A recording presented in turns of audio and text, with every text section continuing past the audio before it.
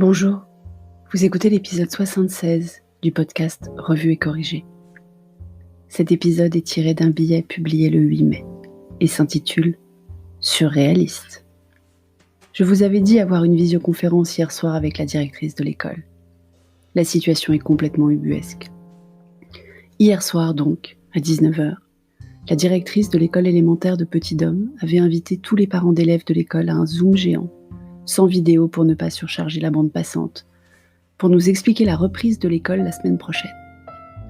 Même si elle avait envoyé quelques heures avant une note explicative, un tableau récapitulatif et les documents de la mairie et de l'éducation nationale, elle avait pensé utile et nécessaire de répondre à nos questions. Elle n'avait pas tort. À la réception du tableau Excel, j'étais un peu perdue. Pourtant, je pense faire partie de ces parents qui manient bien l'outil. Mais Excel fait partie de ces outils qui, entre de mauvaises mains, deviennent complètement dévoyés. Il faut dire qu'en plus, la situation est complexe. Plusieurs enseignants ne peuvent pas reprendre. Il y a des classes prioritaires, des enfants prioritaires par rapport à la situation professionnelle de leurs parents, et des enfants prioritaires par rapport au décrochage ou fracture numérique et ou sociale.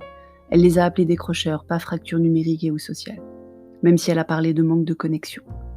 Pour ces deux types d'enfants, parents prioritaires et enfants prioritaires donc, garderie, avec accompagnement aux devoirs si l'enseignant leur en donne à distance. Ça fait des lignes en plus dans le tableau Excel. Ça s'appelle études, comme au bon vieux temps. Donc la semaine du 11 mai, pas de reprise avant le jeudi 14 déjà. Sauf pour une classe, de CP. Pour les CM2, ils viendront 2 jours chacun sur les 2 prochaines semaines, puisqu'il n'y a que 2 jours semaine prochaine, jeudi, vendredi, et 2 semaines suivantes à cause du pont de l'Ascension. Et qu'à 15 maximum par classe, ils ne viendront que la moitié de ces 4 jours. Et que les groupes G1 et G2 ne sont pas encore faits, puisque les parents doivent d'abord dire s'ils envoient leurs enfants à l'école ou pas. Pour les CE1, CE2 et CM1, ils ne reprendront que le lundi 25 mai. On ne sait pas si le maître de Petit-Dôme sera là. Un remplaçant a été demandé, comme pour les 2 autres enseignants absents de l'école. Sur les 7 de l'école, dont la directrice, il y en a 3 manquants quand même. Quand j'ai demandé si on aurait les exercices à faire à la maison, si on choisissait de ne pas envoyer les enfants à l'école, on m'a répondu non. Parce que faire classe et envoyer 4 lignes sur une application pour lister les exercices, apparemment c'est compliqué. Il va falloir qu'on m'explique. La continuité pédagogique est censée être assurée avec le remplaçant, donc les exercices seront envoyés par le maître au remplaçant. Mais faire un copier-coller dans Classroom, apparemment, c'est trop leur demander. Ce n'était même pas le truc le plus dingue. Nous étions facilement 90 couples de parents d'élèves connectés hier soir et avions accès au chat de Zoom pour demander la parole et poser des questions. Une discussion a vite pris toute la place. La cantine. À Bordeaux, les services de la mairie sont plutôt bien digitalisés.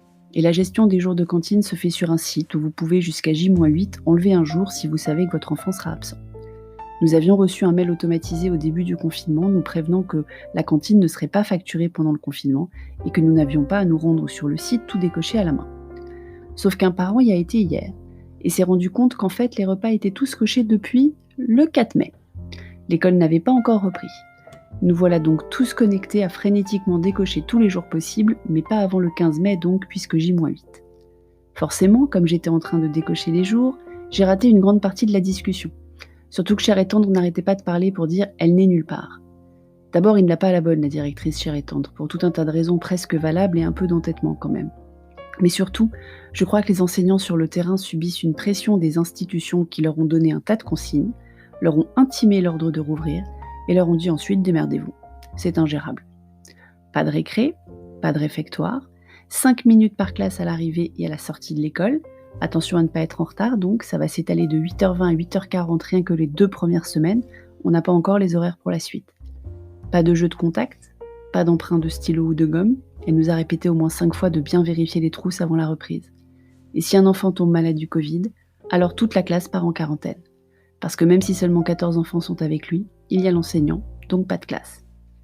Je ne regrette pas que Cher et Tendre m'ait convaincu de ne pas renvoyer Petit-Dôme à l'école. La directrice nous y a presque incité hier soir d'ailleurs. Certains parents ont évoqué des dissensions, certains en couple, d'autres séparés, sur cette décision. Elle a reconnu que même pour elle, la décision n'était pas facile à prendre. Reprenons Excel donc. Entre le 25 mai et le 3 juillet, il y a 6 semaines, donc 24 jours de classe. 23 si on enlève le lundi de Pentecôte du 1er juin. Donc au maximum, Petit-Dôme rate 12 jours de classe en présentiel, sans pouvoir jouer, en devant manger sur son bureau d'écolier et avec potentiellement des risques de contamination. on a pris la bonne décision. Merci de m'avoir écouté. Si vous écoutez sur Apple, n'oubliez pas de laisser un commentaire avec les 5 étoiles. Apple adore les commentaires, et moi aussi. Et sur toutes les plateformes de balado-diffusion, abonnez-vous et partagez. À bientôt.